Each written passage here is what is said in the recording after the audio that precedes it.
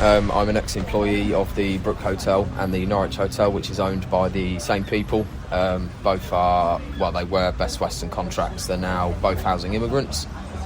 And basically the reason I'm doing this today is because people of this country, they need to make a stand. It's gone too far, and the further it goes, the worse it's going to get.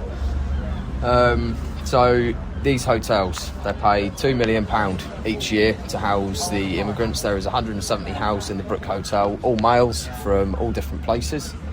The Norwich Hotel houses males, females and kids, but again, it's more of a male majority. They're paid, £2 million each year for that. Now, And this is taxpayers' money. This is our money, and it goes £2 million, and it's just one hotel. They get a choice of Samsungs or iPhones. Now, as most people know, neither of them phones are cheap. Now, obviously, they're all paid for by the taxpayers of this country. They get £70 cash every week into their pocket, as well as all their meals, washing, rooms cleaned for them by the staff each day. There was events where a knife was found in a room under a pillow during cleaning time from housekeeping team. Now, the knife that was found was from our own kitchen at the Norwich Hotel. So there was two ways that they could have got it. That was either through security, because they're very friendly with them, or one of them has broken into the kitchen during the night and they have taken it.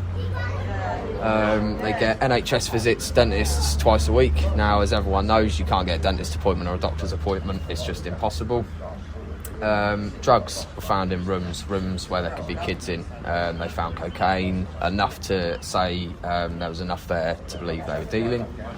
Violence towards staffs. There was events where if they didn't like the food that was on offer, because again, they got a choice of food, so they'd have 3 options each night, each lunchtime, each morning.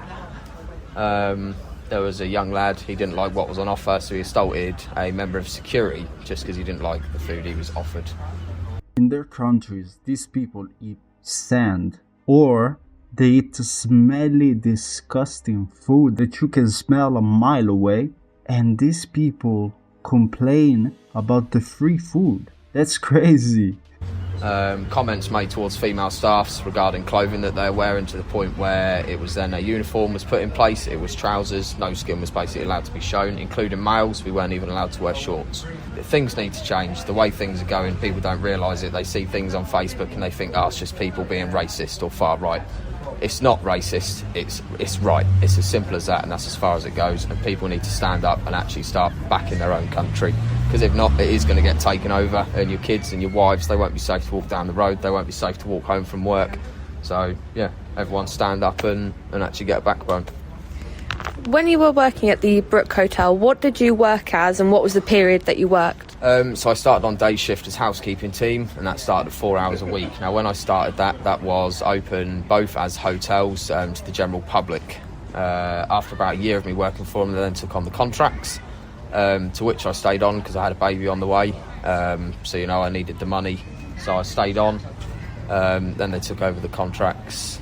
And then I became night porter and head of maintenance, so I was working days and nights, so obviously I got to see absolutely everything that went on. How much of a shift have you seen between how peaceful the community is? In the last 2 years, the amount of stuff that has been posted on Facebook about foreign males that are specifically from these hotels is they're following kids, they're following women. Now, 2 years ago, obviously, of course, you're always going to get the odd person, but since these have been here, there has been a hefty increase. We saw police frequently visit the hotels from accusations made, but, it's definitely a lot worse. I assume you've known both for quite a few years. Yep.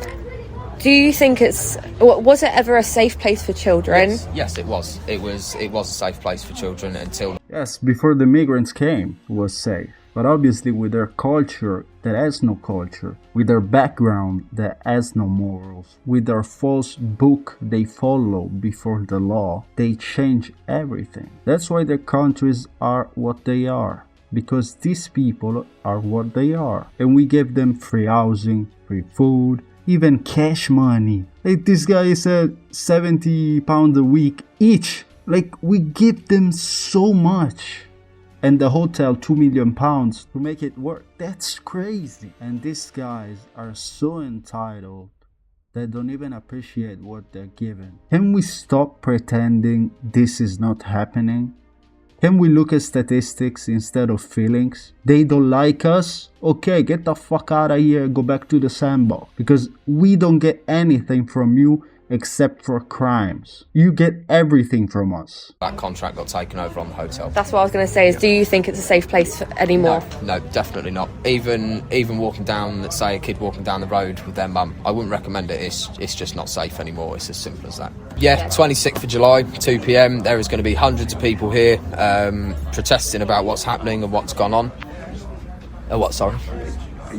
Yeah, peacefully. Yeah, we don't want no rubbish, because it will just ruin it for everyone. We're here to make a point, and obviously we don't want that ruined by people that think they're going to come here just for a bit of a party, because that's not what it's about at all.